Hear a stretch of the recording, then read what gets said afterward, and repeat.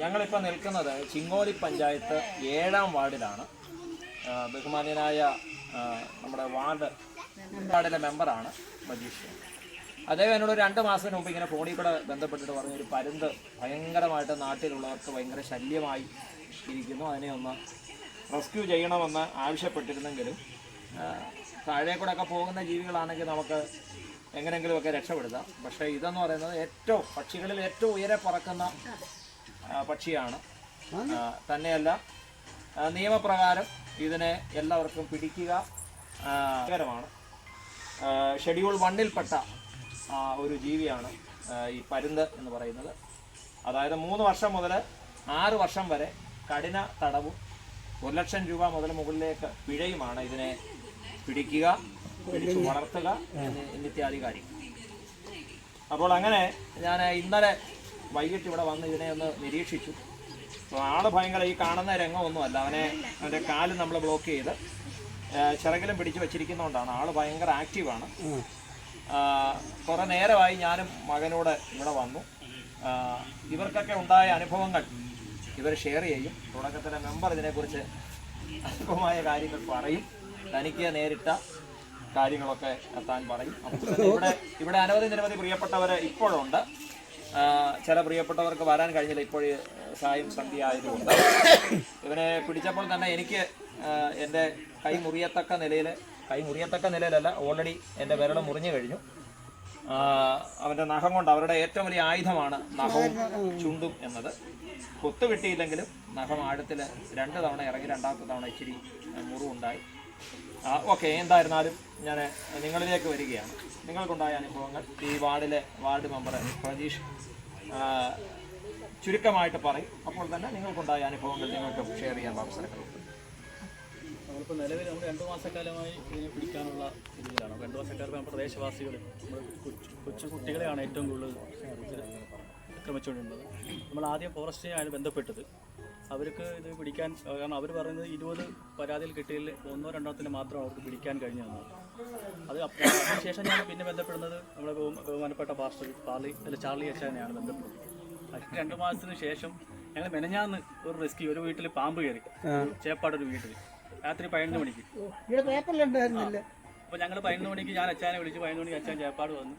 ആ പാമ്പിനെ പിടിച്ചപ്പോഴാണ് അച്ചാൻ വീണ്ടും എന്നോട് ചോദിച്ചു, നമ്മുടെ ആ പരുന്തിൻ്റെ സ്ഥിതി എങ്ങനെയാണ്. അങ്ങനെയാണ് ഞാൻ അച്ചാൻ നമുക്ക് വന്ന് നോക്കാം. ഇന്നലെ വന്ന് നോക്കി. ഇന്ന് രാവിലെ അച്ചാൻ വന്നു, കുറേ കറങ്ങി. അത് മത്തി കിട്ടാത്തത് രാവിലെ തിരിച്ചു പോയതാണ്. ഈ വൈകിട്ട് വരുമെന്ന് അറിയിച്ചിരുന്നു. അപ്പോൾ വളരെ സന്തോഷം. നമ്മുടെ നാട്ടിലെ ഏറ്റവും വലിയൊരു പ്രശ്നമാണ് അച്ചാൻ. അപ്പോൾ അച്ചാൻ വളരെ പറയുകയാണ്. തീർച്ചയായിട്ടും വെൽക്കം. ഞാൻ ഇതിനെ പിടിക്കാനിടയായി തരുന്നത് ഫോറസ്റ്റിന്റെ ലൈസൻസ് ഉള്ള ഒരാളാണ് ഞാൻ. അതുകൊണ്ടാണ് മുമ്പ് ഞാൻ അതിന്റെ നിയമം പറഞ്ഞപ്പോൾ എന്തുകൊണ്ട് താങ്കളെ പിടിച്ചു എന്ന് പറയുമ്പോൾ തീർച്ചയായിട്ടും ഓക്കെ. ഇനി ബാക്കി കാര്യങ്ങൾ നിങ്ങൾക്കൊക്കെ ഉണ്ട്. ഞങ്ങളുടെ മെമ്പർ മോനോട് ഞങ്ങൾ പറഞ്ഞു, മോനെ ഞങ്ങൾക്ക് ഒരു കണക്ക് മുറ്റത്തോട്ട് ഇറങ്ങാൻ വയ്യ, ഞങ്ങളുടെ കുഞ്ഞുങ്ങൾക്ക് ഞങ്ങൾക്ക് തുണി കഴുകാൻ വയ്യ, ഇതെല്ലാം ഞങ്ങൾ പറഞ്ഞ് ഞങ്ങളെ പല്ല് തേക്കാൻ വയ്യ, ഒന്നും വയ്യാത്ത ഒരവസ്ഥയാണ്. എന്നെ 3 വട്ടം ക്രാഞ്ചി, നിങ്ങളുടെ തലയിൽ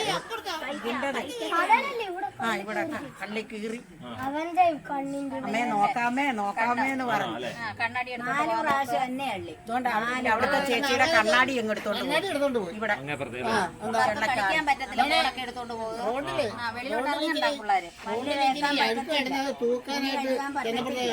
കണ്ണാടി എടുത്തോണ്ട് പോയി കളഞ്ഞു. അപ്പം ഒരാഴ്ച കഴിയുമ്പോ കണ്ണാടി പിന്നെ അങ്ങനെ കണ്ട് കിടന്നു. ഒരു ഗ്ലാസ്സേ ഉള്ളു, ഒരു ഗ്ലാസ് പോയി. 30,000 രൂപയുടെ ഒരു കണ്ണാടി. അതുകൊണ്ടില്ല, അവിടെ താമസിക്കുന്ന കൊച്ചാണെങ്കിൽ മുറ്റത്തോട്ട് ഇറങ്ങാൻ സമ്മതിക്കത്തില്ല. ഒന്നീ കുട വേണം, വഴി. ഞങ്ങളിവിടെ വരുമ്പോൾ ഇവിടെ ഈ അമ്മ ഉൾപ്പെടെയുള്ള പ്രിയപ്പെട്ടവര് കൊട, ഹെൽമെറ്റ് വെച്ചോണ്ട് നടന്നേ. ഹെൽമെറ്റ് ഈ കൊച്ചൻ ഹെൽമെറ്റ് വെച്ചുകൊണ്ട് നടക്കുന്നു. അത്രമാത്രം പ്രശ്നക്കാരനാണ് ഇതിനെ. എന്തായിരുന്നാലും വരുന്ന ദിവസങ്ങളിൽ നിങ്ങളെ വന്ന് ഹെൽപ്പ് ചെയ്യാൻ കഴിഞ്ഞതിൽ ഒത്തിരി സന്തോഷം. അവനെ കറക്റ്റ് സമയത്തിന് നമുക്ക് കിട്ടിയതിലും. കാരണം ഇനി ഒരു പ്രാവശ്യം കൂടെ വരിക എന്ന് പറയുന്നത് എന്നെ സംബന്ധിച്ച് ബുദ്ധിമുട്ടാണ്. കാരണം ഞാൻ വിവിധ മേഖലകളിൽ പൊതുപ്രവർത്തനങ്ങളിൽ പ്രവർത്തിക്കുന്നത് കൊണ്ട്. പാമ്പിനെ പിടിക്കുകയല്ല, ഞാനൊരു റെസ്ക്യൂവറാണ്. റെസ്ക്യൂവർ എന്ന് പറഞ്ഞ വാക്കിന്റെ അർത്ഥം രക്ഷകൻ എന്നുള്ളത്. അതായത് ഇതേപോലുള്ള ജീവികൾക്കും അപ്പോൾ തന്നെ മനുഷ്യനും ഇടയിൽ നിന്ന് രക്ഷപ്പെടുത്തുക. മനുഷ്യനും രക്ഷയാകണം, ഈ ജീവികൾക്കും രക്ഷയാകണം. അങ്ങനെ ഫോറസ്റ്റിന്റെ അണ്ടറില് 14 ജില്ലകളിലും, നമ്മുടെ കേരളത്തിന്റെ 14 ജില്ലകളിലും സന്നദ്ധ പ്രവർത്തനം ചെയ്യുന്നു.